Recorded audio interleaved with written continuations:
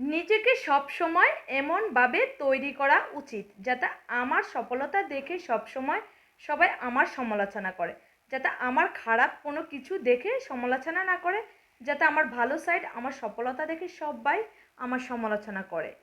আসসালামু আলাইকুম এভরিওয়ান।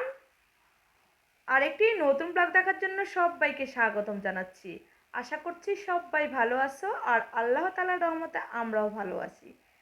তো এই যে এখন তৈরি করব ভর্তা, আর আজকে পটলের ভর্তা তৈরি করব। তো ভিডিও শুরুতেই তোমাদের কাছে ছোট্ট একটা রিকোয়েস্ট করছি, তোমরা দিবে আর অবশ্যই আমার পেজটিকে ফলো দিয়ে রাখবে আর একটু বেশি করে ভিডিওগুলো শেয়ার করে দিবে।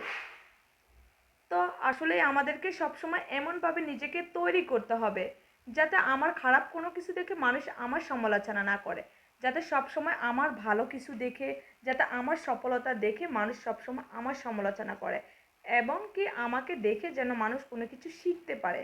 সবসময় এরকমভাবেই নিজেকে গড়তে হবে, কখনোই নিজেকে ভেঙে ফেললে হবে না, কখনোই থামিয়ে দিলে হবে না। সবসময় নিজেকে দৌড়তে হবে, যতক্ষণ পর্যন্ত শক্তি থাকবে পায়ে ততক্ষণ পর্যন্ত নিজেকে দৌড়াতে হবে। দৌড়িয়ে পড়ে গেলে তারপর হাঁটতে হবে। আর তারপরও যদি না পারি, কিন্তু কখনোই অন্যর উপর নিজেকে একদমই নির্ভরশীল করা উচিত নয়, কারণ নিজেকে অনেকটাই পরিশ্রমী করে তুলতে হবে যাতে আমি আমার সাফল্যের দ্বারে গিয়ে পুষতে পারি। আর যেখানে মানুষের পরিশ্রম বেশি সেইখানে যদি আল্লাহ তাআলা ঠিকই একদিন না একদিন মানুষের পরিশ্রম কখনোই বিফলে যায় না, সেখানে অবশ্যই সফলতা আসে। আমরা যদি আমাদের লক্ষ্যে পৌঁছানোর জন্য অনেক বেশি পরিশ্রম করি, কঠোর পরিশ্রম করে থাকি, আর আমাদের যদি নির্দেশনাগুলো ঠিক থাকে, আমাদের মনে যদি কোনো খারাপ কিছু বসবাস না করে, তাহলে নিশ্চয়ই আল্লাহ তাআলা আমাদেরকে একদিন সফল করবে। আর এই ধরনের প্ল্যাটফর্মে কাজ করতে অবশ্যই সবাই সবাইকে সাপোর্ট করা প্রয়োজন। আর সবসময় নিজের মনোবল এবং শক্তি এমনকি ধৈর্য, কারণ ফেসবুকে কাজ করতে হলে, ফেসবুকে ভিডিও তৈরি করতে হলে অবশ্যই আমাকে অনেক বেশি ধৈর্য নিয়ে কাজ করতে হবে।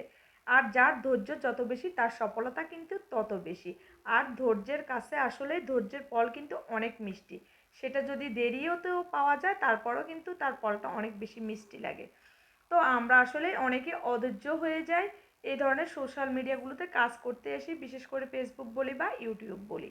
কিন্তু এই ফেসবুক বলি আর ইউটিউব বলি আসলেই সেটা সফলতা নির্ভর করবে অনেক সময় ভাগ্যের উপর, বা আমি কতটা ধৈর্যশীল, বা আমি কিভাবে টাইমগুলো মেনটেন করে প্রতিদিন আমি ভিডিওগুলো আপলোড করতেছি, রিলসগুলো আপলোড করতেছি তার উপরে।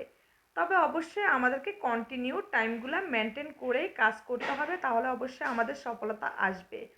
আর কখনোই আমি সফলতা হব না, বা আমার ভিডিওতে ভিউ আসছে না, বা এসব বিষয়ে যদি মন খারাপ করে বসে থাকি, ভিডিও আসছি না 1-2 মাস কাজ করে, তাহলে আসলে কখনো সফলতা পাবো না। কারণ এই ধরনের প্ল্যাটফর্মে কাজ করতে আসলে এতটাই ধৈর্যশীল হতে হবে যে নিজের বাচ্চাদেরকে আমরা যতটা ধৈর্যশীলভাবে মানুষ করতেছি, তাদের ইয়েগুলো যতটা আমরা সহ্য করতেছি, ঠিক এই ধরনের প্ল্যাটফর্মে কাজ করতে হলেও নিজেকে এতটাই ধৈর্যশীল করতে হবে। তো ওকেই বা আমি আমার নিজের বেলাও বলি, যখন আমার ভিডিওতে ভিউ আসে না তখন অনেক বেশি মন খারাপ হয়, ভাবতেছি যে আর কখনো ভিডিও দিব না, আর কাজ করব না। তারপর আবার ভাবি যে না, ইনশাল্লাহ সফলতা আসবে, যদি আমার মন ঠিক থাকে, আমি যদি সঠিকভাবে পরিশ্রম করি, তাহলে ইনশাল্লাহ আল্লাহ তাআলা আমাকে সফল করবে।